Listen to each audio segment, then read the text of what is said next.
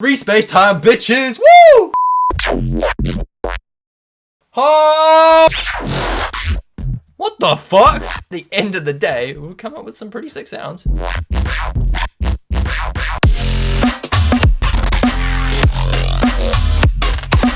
Yo, what is up everybody, and welcome back to another tutorial. We're gonna do something a little different. I always fucking say that. We're always doing something a little different. But this time, we're taking our sound design one deeper.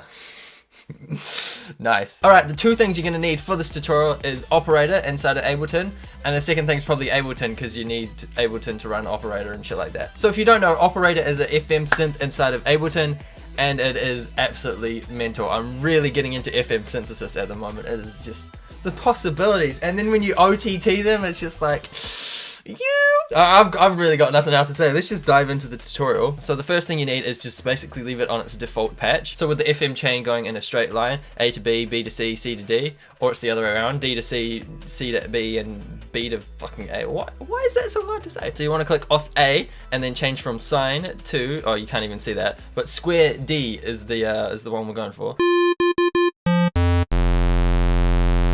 Oh yeah. Cool, so that's the end of the tutorial, guys. No, I'm joking. So that sounds pretty decent at the moment. It's just a fucking square wave. How does that sound decent at the moment? We're going to go to B and we'll change that to sine and crank up the level.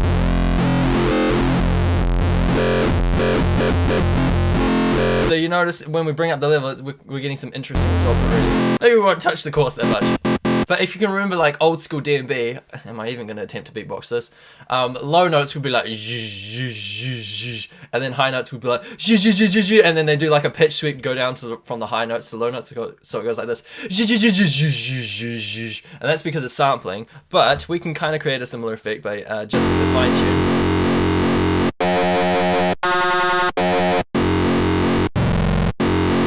Yeah, should we try a triangle?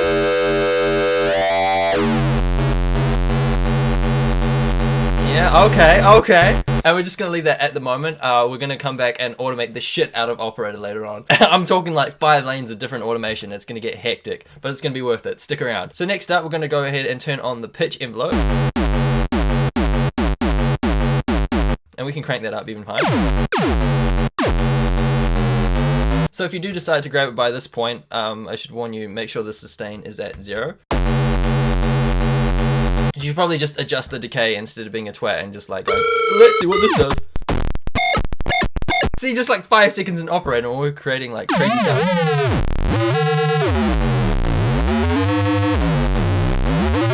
I'm just holding a note down. Mate, this tutorial is going to be unbelievably useful.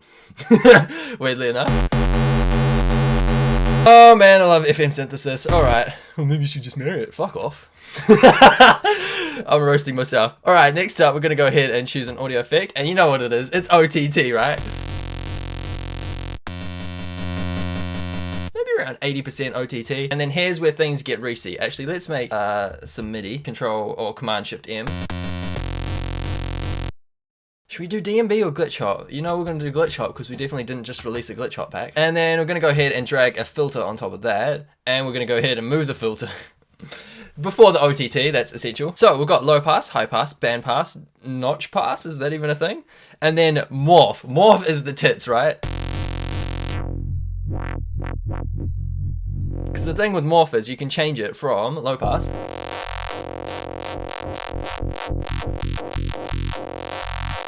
basically just like sweeps through all the filter options you've got going on. Alright, so we're just gonna like create some filthy glitch hop con sound REESE-ness.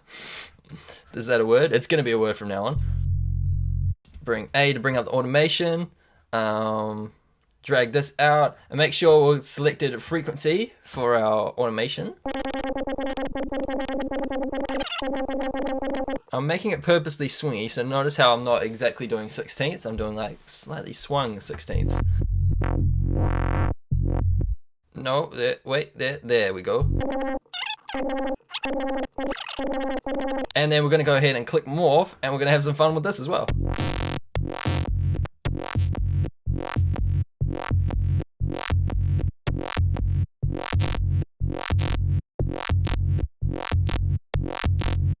So we're kind of getting there. It's kind of talking to us. Is it?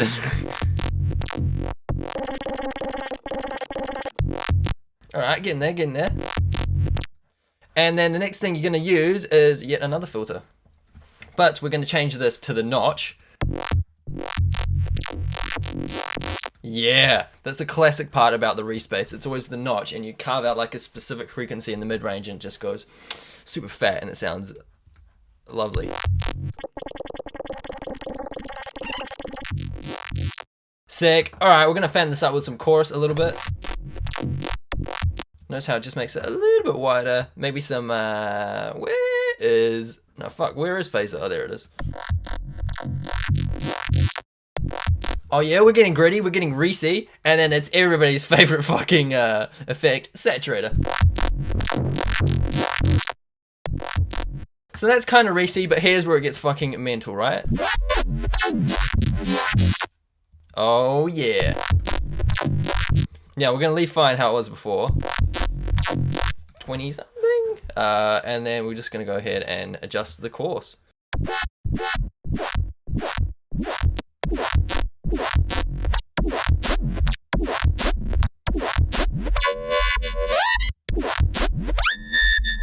No, that's not REESE anymore.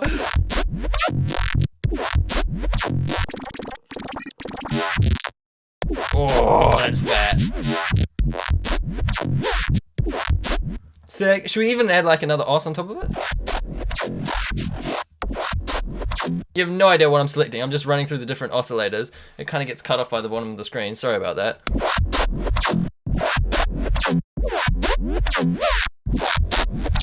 Oh, square 6 sounds badass. We can even draw some shit.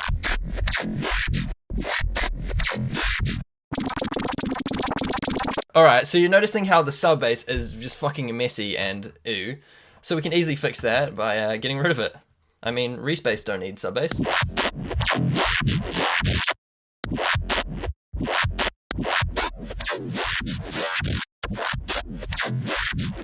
We can fucking mess with that. Yo, let's do that.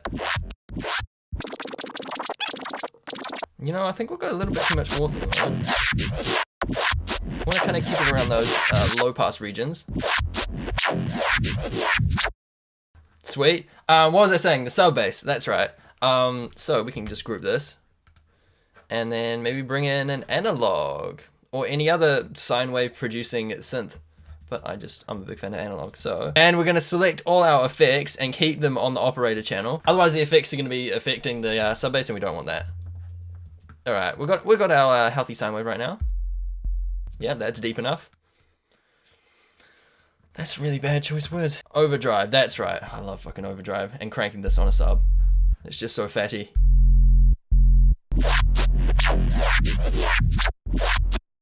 Alright, and saturate the two together, and notice how I drag this across and not on the instrument rack, so it's going to be affecting both operator and sine wave.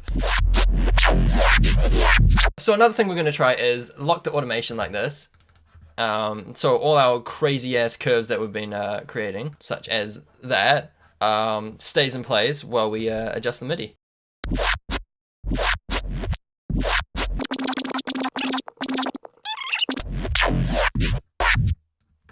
Alright, we're getting some fat sounds. Not quite like the low mids what I'm after, so I am going to fan them up, but maybe a bit of overdrive. Maybe before... No, not that far.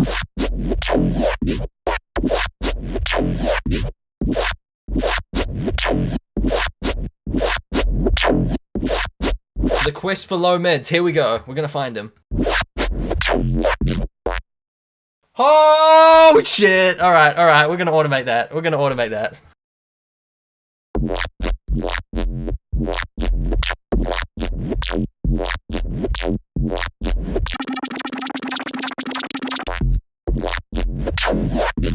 Alright, we're gonna try some different os shapes.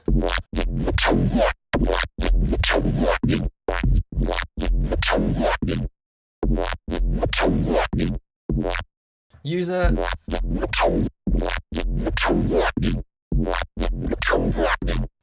Triangle sounds pretty cool.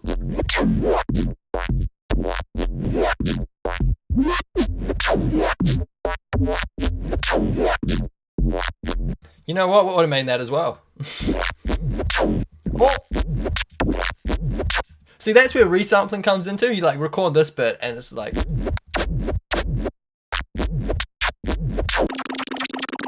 All right, we're just fucking around. We're just adding automation that we're living life.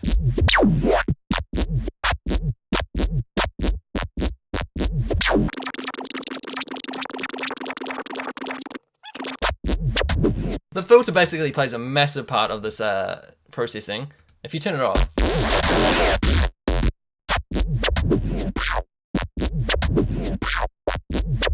I think we just got a little bit too much going on over here.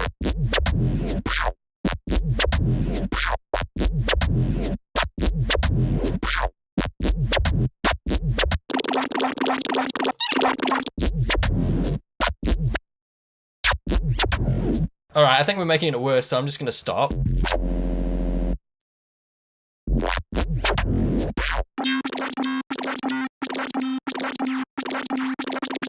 Alright, let's fan this up. I gotta stop saying that. Another trick I like to do, maybe a little bit of Sound Toys microshift. On the operator chain, not the sub bass, by the way.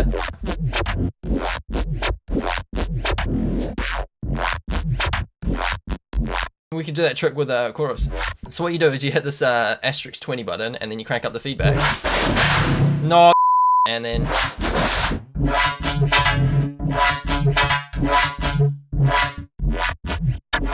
All right, stop fucking around. All right, one more os try.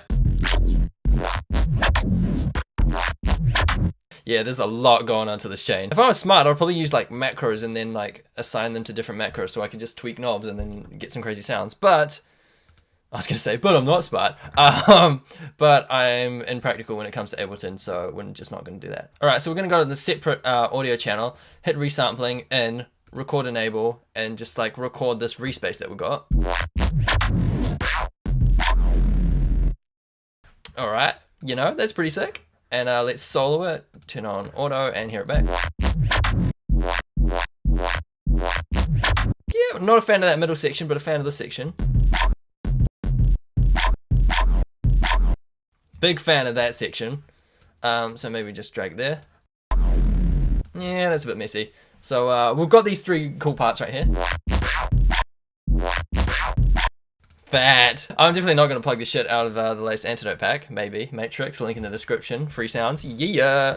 Fucking forgot what I was doing. I was trying to subtly promote the pack. I completely lost my train of thought. Sidechain. So we're going to sidechain this to the hard drum loop.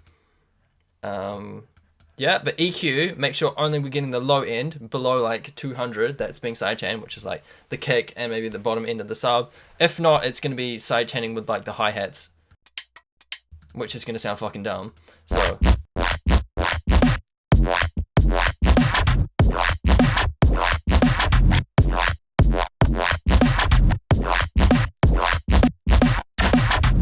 Alright, and then we're just going to fuck around with some sounds. It's going to sound sick. What? And then you group your bass and your drums together and then saturate the tits off it.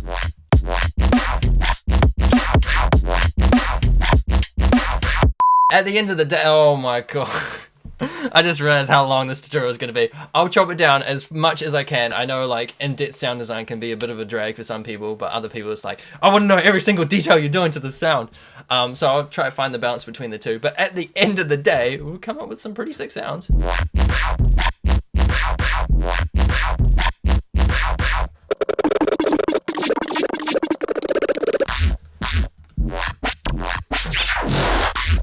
What the fuck?